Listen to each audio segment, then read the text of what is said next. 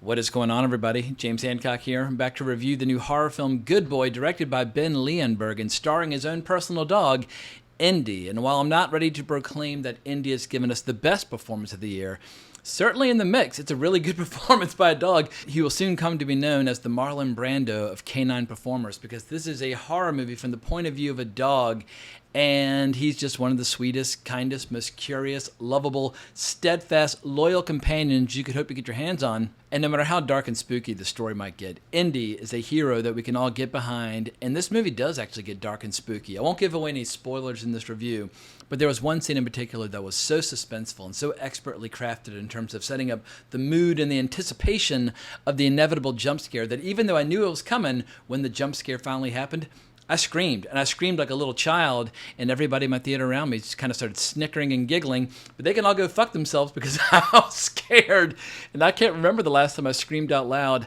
during a horror movie. I remember screaming out loud during 28 Days Later, and I remember screaming out loud during The Sixth Sense, during the tent scene as the zipper comes down. So every once in a while, I will kind of bellow out in a theater.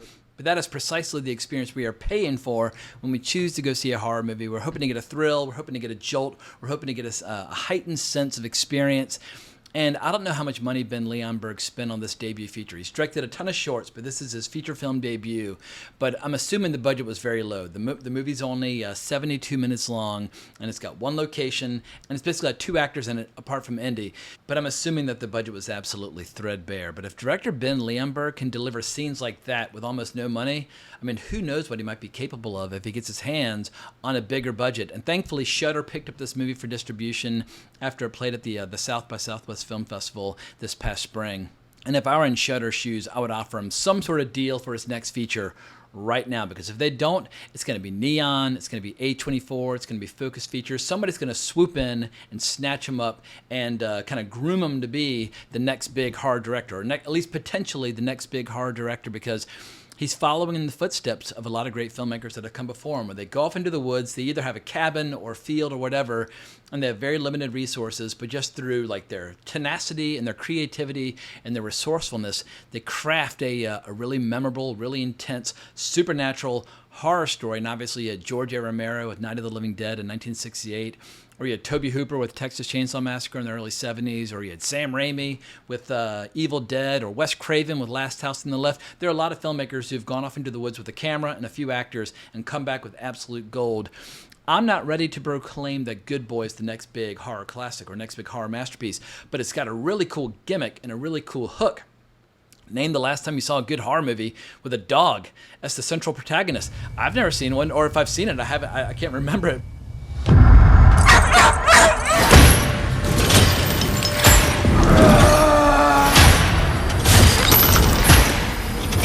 And I'll admit that I'm a bit of an easy mark when it comes to a story featuring a dog, because I'm a big fan of dogs, and I do not have a dog here in New York.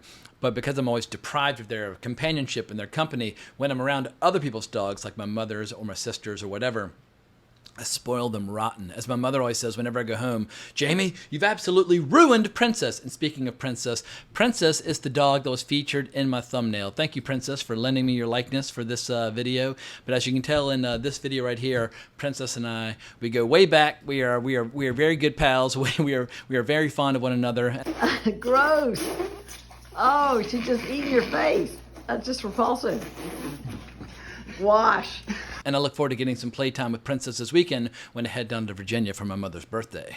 In any case, you might be justifiably asking yourself at this point, what is the story of Good Boy? And here it is, ripped straight from the pages of IMDb. A loyal dog moves to a rural family home with his owner, only to discover supernatural forces lurking in the shadows.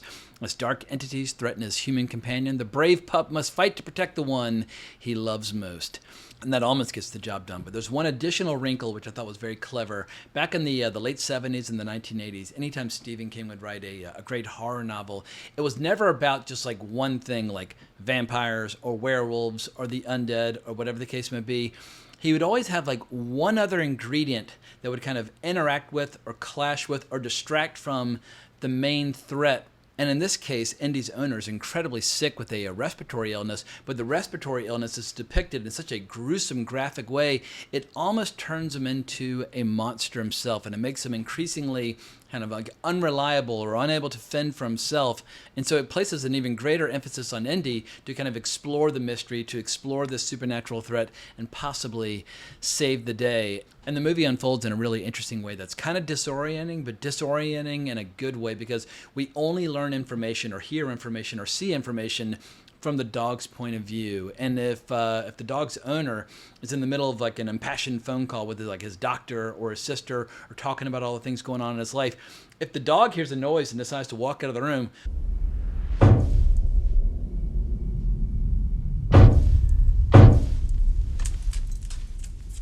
well, then we won't hear the rest of that conversation. So we only get little scraps of exposition or little scraps of information about the history of this house, this haunted house that goes back many generations in this family.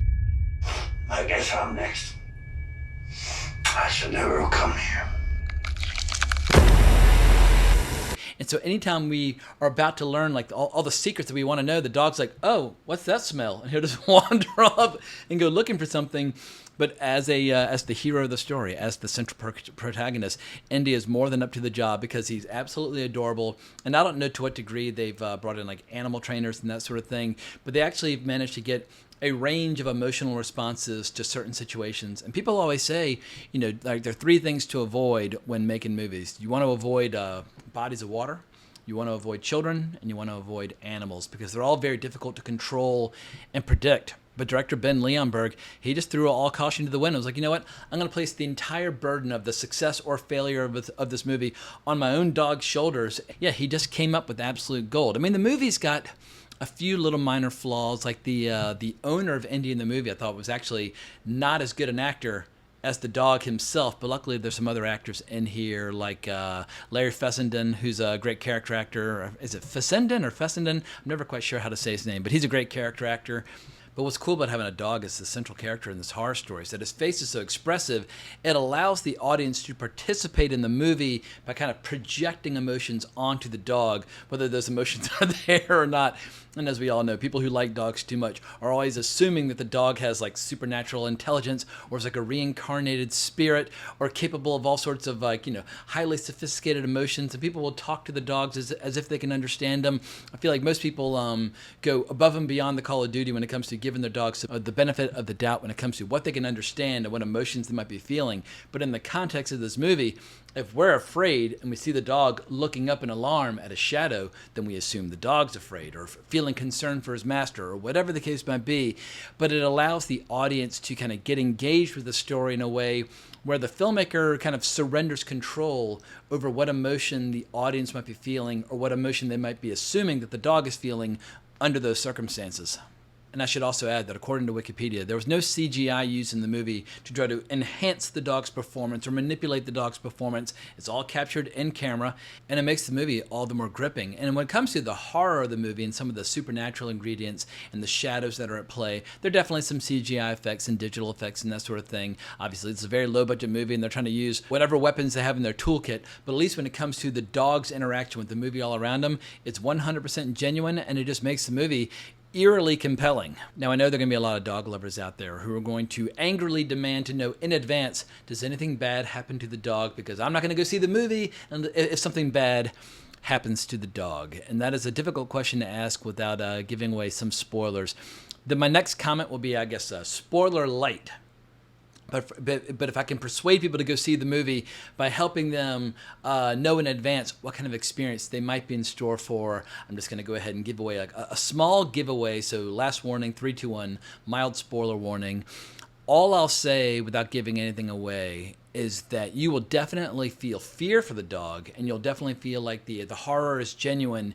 But I would argue that by the end of the movie, you'll be thrilled and exhilarated by the experience because the dog does so many cool things, and the dog has so many great hero beats where you're going to be like pumping your fist in the air and cheering, even though there are several scenes that are quite terrifying. There was only one that really made me scream out loud, but there was another scene that came close, and I had to kind of choke back the scream because I'd already screamed once and embarrassed myself, and everybody had laughed at me. I wasn't about to do it again, but yeah, I was kind of like messing with my fingernails and messing with my fingers throughout the movie. And obviously, every horror movie out there is going to hit people differently. But I suspect that for most people, the intensity of the horror will be in direct correlation to their love and affection for our canine companions. But another important question for dog fans out there is, how does this movie compare to other movies out there where you have a dog as the central character? I have to admit, I haven't seen a lot of movies where the dog is the central character, because usually they're so syrupy and so cloying and so overly sweet and sentimental. I can't even begin to consider going to see them. But obviously, I think there have been two different versions of The Incredible Journey. I saw the original from the 1960s, which I saw it as a kid, which I liked. There have been a million Lassie movies. I used to watch the TV show of Lassie and reruns back in the early 80s, but I don't know which iteration of Lassie that was. Of course, we got 101 Dalmatians. That was fantastic, the original animated movie, not all the Glenn Close remakes and that sort of thing. What else? I'm looking at a list. Oh, Old Yeller. I only saw that once on cable back in the 1980s as a little kid, and that one wrecked me. Old Yeller might have a Good Boy beat in terms of like pure blunt trauma, but yeah, Old Yeller is definitely in the mix as one of the big ones. A Call of the Wild. I've actually never seen a single movie version of Call of the Wild, but I read it back in the day, and I listened to an audiobook as well. Call of the Wild kicks all kinds of ass. So I think that will always be like the Citizen Kane of dog protagonist stories, or at least epic adventures. And if you've never read it, it gets my highest possible recommendation. I mean, Jack London was an absolute master. Look at his list. I've seen a few other ones like Air Bud and Air Bud Golden Receiver and Air Bud World Pup. There's so many Air Bud. Air Bud Seventh Inning Fetch. I mean, Jesus Christ. And there's I think there was Air Buddies or Space Buddies at one point where they go into space and have a bunch of more Air Buds. I mean, there's people clearly love these kinds of stories. My grandfather, may he rest in peace, I think the very last movie that he ever saw in the theater was Marley and Me. And my grandfather, like everybody in my family, was absolutely enamored with his dogs. I think he had basically a 40 or 50 year gap where he didn't go to the movies. He saw La Dolce Vita in 1960 or 1961 and was blown away, and then just stopped going to movies altogether. And as he was starting to get a little up there in years, my mother took him to see Marley and Me because she just knew he was such a huge dog fan. So I feel like no matter how old and cynical and disenchanted someone might get when it comes to contemporary movies, there's always a chance that that you might get just senile enough where a dog movie might lure you back to the theater. But even if you were to set aside everything involving the dog, there's some legit horror storytelling going on in this movie. And it always helps if you find a remote location. I'm seeing here on Wikipedia that shot out in the boonies in New Jersey, but you have this great, it's not a cabin in the woods, but it's kind of an old haunted house in the woods. We have this great old haunted house. You got a graveyard nearby. It's totally remote. It's incredibly atmospheric. It's very foggy and rainy and cloudy, and it's just it's a beautiful location. But of course, you can't have a great haunted house out in the middle of nowhere unless you have a great cellar or a great basement. And there's some cellar doors outside the house that are fantastic. When they first arrive at the house toward the beginning of the movie, the dog has an interesting moment where he either sees or hears, or possibly sees or hears something related to the cellar doors. And I was like, all right, the game's afoot. The filmmaker's doing a very clever job of teasing just enough details to where I can kind of feel like the hair sticking up on the back of my neck, and I'm starting to kind of lean forward in my seat, wondering what's going to happen. And as I'm fond of saying on this channel, any filmmaker trying to create an effective horror movie, it's very similar to the skill and craft required of a magician trying to, spellbind a bunch of kids during a birthday party, where you need a little bit of sleight of hand, a little bit of illusion, a little bit of misdirect, so that when the reveal finally comes, people's minds are blown and they're totally flabbergasted. So I think Good Boy is a very solid horror movie. It suggests that Ben Leonberg might be on the cusp of a really interesting career. And I just hope that throughout the filmmaking process that the dog Indy got a lot of treats, a lot of walks, a lot of love and affection, a lot of TLC throughout the whole process, because he went above and beyond the call of duty, delivering an incredible performance. And obviously, co-screenwriter Alex Cannon deserves some credit, as well as the rest of the cast. The entire cast and crew, they did a great job. But in the end, if the dog hadn't delivered this performance, they would not have a movie. So high five to Indy, and high five to all the animal performers out there. Because this was a screening at the Alamo Drafthouse, as always, they love showing a lot of clips from movies in it, or clips from different commercials and shows and movies in advance that are related to the movie that you're about to see. And they showed us a few great scenes from Lady Be Good from 1941 with Eleanor Powell.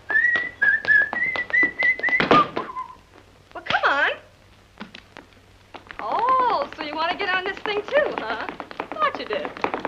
Come on. And I'd seen Eleanor Powell in movies like Broadway Melody of 1940, but this was a scene where she's tapped into with a dog, and I was thinking, like, how many dogs and horses and animals have there been throughout movie history that have made the movies more interesting, more effective, more powerful as a result? So high five to all the animal performers out there, because movie culture would not be the same in your absence. And as long as we're giving out high fives, I might as well give out some high fives to the dogs that made my childhood a happier one, including Tar, who's a big, beautiful black lab, Charlie, a little teeny tiny little miniature toy poodle, and there's Jeffy, a Cavalier King Charles Spaniel, who basically was my best friend from like age 8 to age 20. So to all the dogs out there, we do not deserve you. But I hope you enjoyed this video, and I apologize for the pump fake. If you saw the thumbnail and thought there might be a dog in the video, I just thought it would be a nice little nod to my friendship with Princess, as well as her best friend Whitey, with whom she plays endless games of tug of war.